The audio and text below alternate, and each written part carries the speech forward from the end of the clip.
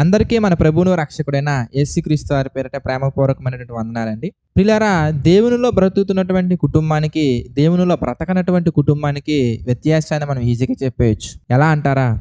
వారు మందిరానికి వెళ్తున్నారా లేదా? వారి ఇంట్లో బైబిల్ ఉందా లేదా? వారి గోడల మీద పెద్ద పెద్ద రెఫరెన్స్లు ఉన్నాయా లేదా? వారి కార్ల మీద, బైకుల మీద దేవుని వచనాలు ఉన్నాయా లేదా? అనే వాటిని బట్టి మాత్రమే కాదండోయ్, వారి యొక్క ప్రవర్తనను బట్టి, వారి కుటుంబంలో ఉన్నటువంటి పిల్లల యొక్క ప్రవర్తనను బట్టి మనం చెప్పొచ్చు. ఒక నిజమైన ఫాదర్ ఎలా ఉంటారు, ఒక నిజమైన మదర్ ఎలా ఉంటారు అంటే, జనరల్గా మనం గమనించవచ్చు, పిల్లలు ఎక్కువగా కంపారిజన్స్ చేస్తూ ఉంటారు. మా డాడీ చాలా మంచోళ్ళురా, ఎందుకంటే ఈ వారం మమ్మల్ని సినిమాకి తీసుకెళ్తున్నారు. మా మమ్మీ చాలా మంచిదిరా, ఎందుకంటే నాకు ఈరోజు మంచి డ్రెస్ కొనడానికి మా డాడీని అడగబోతుంది. మా అమ్మ చాలా మంచిదిరా, ఎందుకంటే ఒక మంచి ఐఫోన్ మీ అందరికి ఉంది కదా, నాకు లేదు కదా. మా మమ్మీ ఎంత మంచిదంటే, అంటే ఏంటంటే లోకానుసారమైనటువంటి వాటిల్లో తల్లిదండ్రులు ప్రోత్సహించినట్లయితే మంచి ఫాదర్, మంచి మదర్ అని పిలిపించుకునే విధంగా సొసైటీ మారిపోయింది. కొంతమందిని ఎగ్జిబిషన్ తీసుకెళ్తే మంచోళ్ళని ఫీల్ అవుతూ ఉంటారు, కొంతమంది నెలకు ఒక మూవీ తీసుకెళ్తే మంచిదని ఫీల్ అవుతుంటారు, కొంతమంది ఈ మధ్య కాలంలో మనం చూస్తే యూట్యూబ్ షార్ట్స్ చేస్తున్నారు ఎక్కువగా, చిన్నపిల్లలని లేకుండా, యూత్ అని లేకుండా. మరి ఫాదర్స్, మదర్స్ దగ్గరుండి పనికి మాలినటువంటి స్టెప్స్ వేయించి, బ్యాక్గ్రౌండ్ మ్యూజిక్స్ పనికి మాలిని పెట్టించి, ఇవి చేయించి పిల్లల దృష్టిలో మంచి పేరు సంపాదించుకోవడం కోసం చూస్తూ ఉన్నారు. కానీ వాస్తవంగా మంచి ఫాదర్, మంచి మదర్ అంటేనండి, లోకంలో లోకాశల్లో పెంచుతూ, అనేక మందిలో లోకాశలు పెంచే విధంగా పిల్లల్ని పెంచుతూ కుటుంబాన్ని తీసుకువెళ్ళే వాళ్ళు కాదండి. మరి మంచి ఫాదర్ అంటే ఎవరో, మంచి మదర్ అంటే ఎవరంటే, ఎంత ఆస్తి ఉన్నా కానీ దేవునికి విధేయంగా ఉన్నటువంటి వారు, ఏమీ లేకపోయినా కానీ దేవునికి విధేయంగా ఉన్నటువంటి వారు. మరి ఒక వ్యక్తి గురించి మనం ఆలోచించినట్లయితే, యోబు గ్రంథము 1వ అధ్యాయం 1వ వచనం మనం చూద్దామండి. ఊజు దేశమునందు యోబు అను ఒక మనుష్యుడుండెను. ఊజు అనగానే ప్రియులారా, ఇప్పుడు ప్రెజెంట్ కంట్రీస్లో దీనికి పేరు ఒమాన్. మరి దీని గురించి నేను ఆల్రెడీ కొన్ని వీడియోస్ చేసి ఉన్నాను, అవి యూట్యూబ్లో ఉంటాయి, తప్పకుండా చూడండి. మరి ఒమాన్ అనే కంట్రీలో ఉన్నటువంటి యోబు గారు ఎలా ఉన్నారయ్యా అని మనం చూస్తే, అతని యొక్క స్టేటస్ ఏంటి? 2వ వచనం మనం చూస్తే, అతనికి 7 కుమారులను 3 కుమార్తెలను ఉండిరి.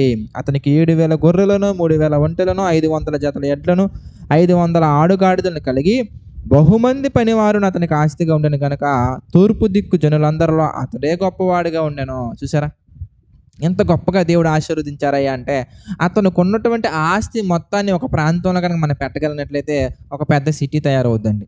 బహుమంది పనివారు అంటే మీరు ఊహించుకోవచ్చు దేవుడు అతన్ని ఎంత గొప్పగా ఆశీర్వదించారో. మరి అంత గొప్పగా ఆశీర్వదించబడినటువంటి యోబు గారి జీవితం ఎలా ఉంది అని మనం చూస్తే, యోబు గారు రిచ్గా, లగ్జరియస్గా ఉంటూ దేవునికి దూరంగా ఉన్నట్టుగా మనకు కనిపించరండి.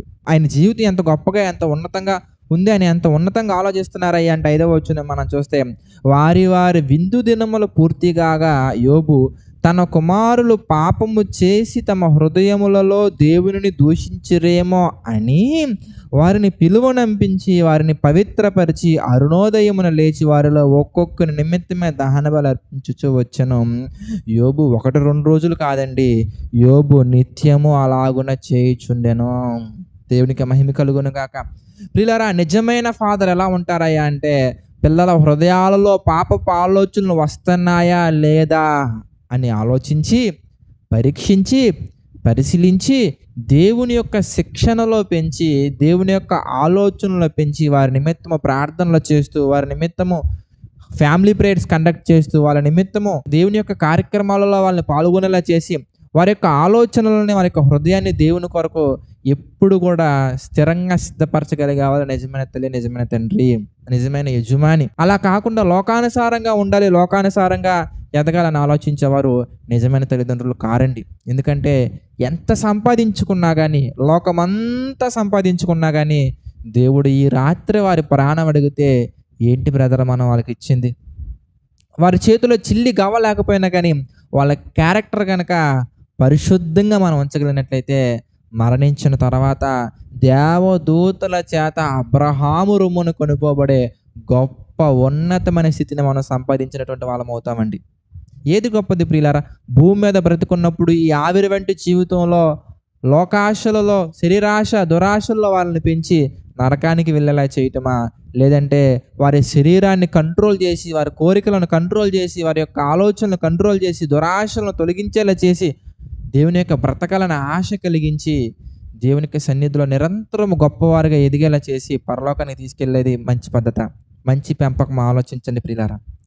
నిజమైన ఫాదర్‌గా, నిజమైన మదర్‌గా, నిజమైన బ్రదర్‌గా, నిజమైన సిస్టర్‌గా, నిజమైన హస్బెండ్‌గా, నిజమైన వైఫ్‌గా నువ్వు ఉండాలంటే బెంజ్ కార్లు ఇవ్వటం కాదండి, భయభక్తుల్లో పెంచడం నేర్చుకోవాలి. కరెన్సీ పెంచడం కాదండి, క్యారెక్టర్ పెంచడం కోసం మనం చూడాలి. కనుక మనందరం కూడా నిజమైనటువంటి యజమానులుగా, నిజమైనటువంటి సహోదరులుగా, నిజమైనటువంటి బంధువులుగా, నిజమైనటువంటి మిత్రులుగా, నిజమైనటువంటి ఫ్రెండ్స్‌గా ఉండాలంటే మనం పెంచాల్సింది పాపములో కాదు, పరిశుద్ధతలో మనం పెరగాలి, అనేక మందిని పెంచగలగాలి. ఈ మాటలు మీ అందరి హృదయాల్లో నీరు కట్టి ఫలింపచేయాలని మనస్ఫూర్తిగా ఆశిస్తున్నారు. ప్రార్థన చేసుకుందామండి. దయగల తండ్రి, ప్రేమగల దేవ, అనేకమైన విషయాలు మాకు తెలియజేసి మీ చిత్త ప్రకారం నడిపిస్తున్నందుకు కృతజ్ఞతాస్తుతులు చెల్లించుకుంటున్నాం తండ్రి. మమ్మల్ని అందరినీ మీరు దీవించండి, ఆశీర్వదించండి. మీకు మహిమకరంగా తండ్రి మేము అందరం కూడా నడుచుకొని అనేక మందిని తండ్రి మీ యొక్క ఆలోచనలో పెంచగలిగినటువంటి శక్తిని, కృపను మాకు దయచేయండి తండ్రి. ప్రభువా, డైలీ డివోషన్ మీటింగ్‌లో ఎంతమంది అయితే సహకారులుగా నిలబడుతున్నారు వారందరిని మీరు జ్ఞాపకం చేసుకుని తండ్రి. ప్రతి ఒక్కరికి మీ కృప తోడుగా ఉంచి నడిపించండి, సహాయం చేయండి తండ్రి. ఏదేమైనా కానీ మీ కొరకు తండ్రి నమ్మకంగా యథార్థంగా పెరగలిగే తండ్రి ప్రతి ఒక్కరిని సిద్ధపరచుకునే కృప చూపించండి తండ్రి.